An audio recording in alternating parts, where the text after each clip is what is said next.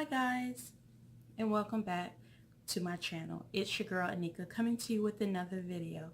And this video is the fourth in the roadmap to financial freedom. What was the first one? Getting started. You know that's the hardest part. Number two, making realistic and measurable goals.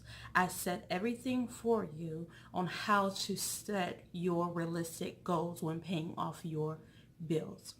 Number three, I talked about how to set up a budget. Step-by-step guide to setting up your budget. And number four, we're here, is spending. Oh, no, not spending. How are we talking about spending? Plan on saving. Now, there's different ways to save money. You can save through your job. And when I had a job, and now I do not, but I can still speak on this. This is what my degree is in, accounting. But I also, my husband and I decided that it's time. We've been saving every month out of his check. But I used to, when I started my job, there was something in case anything happened to our job, there was a savings account set up for us. We had an option if we wanted to do it or not. I chose to do it. So 11 years I was putting so much money in this account. And so when I lost my job, all that money was mine. Only thing I had to do is pay on the taxes on that money, and that was it. I was happy for that because sometimes you get penalized so much, but on this I did not get penalized, not but less than $50. But setting up a savings plan is a great idea. This is not going to be a whole long video because it's something that you can also research for yourself.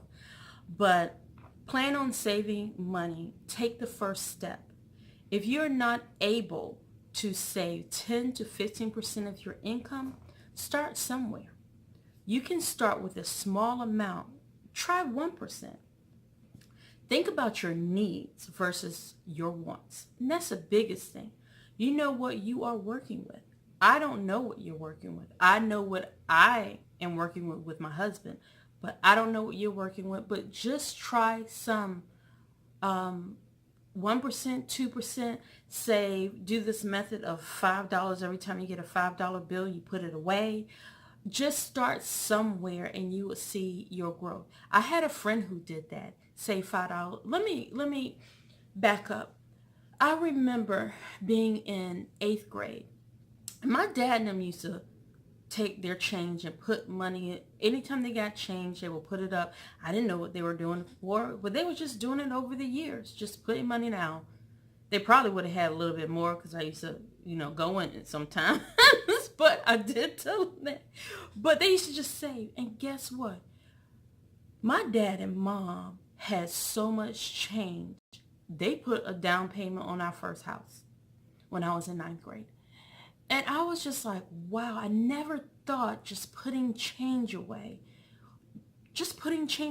every time they get it or whatever, ended up being how, now they did add money to it, but majority of the down payment came from the change that I was blown for real in 9th grade because I was just like, really? Because they didn't have the machines back then where you can just put your money. You had to individually count money and put in these little rolls. Remember those? Telling my age, right? But that's what it is. Set a short-term goal and accomplish that. So by the end of the month, if I say I want to have $100 saved or $200 saved, meet that goal first before you start, I want to build up $1,000 in the end of the year or something like that. Start small. Every week I'm going to put so much money away. Every week I'm going to do this. Every week I'm going to do that. But it's so funny because my husband and I, do the change thing. I mean, we don't put as much as my parents used to do, but every now and then we get change, and normally I don't keep cash on me. So, but that's something that we just do. Then what I was talking about, set a short-term goal and accomplish it.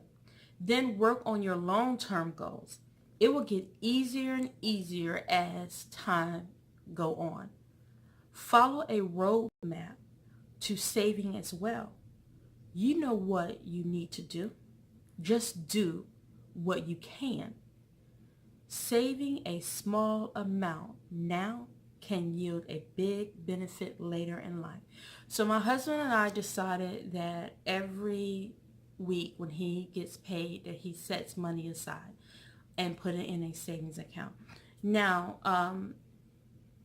my goal is once I get a job, I also want to get into investments. So right now I'm getting ready to read more about investing money and stuff like that. And the biggest thing is we have 3 kids, and since there were 2, we've been saving money in a saving account. So when my daughter was 2 years old, my husband and I decided, she's 16 now, decided to put so much money a year in her account. When my second child, Malachi, became 2, we did the same thing. We started with the same amount we started with our daughter Keisha, and then Madison came along and we did the exact same thing, is having that same amount that we did. So now it's building up.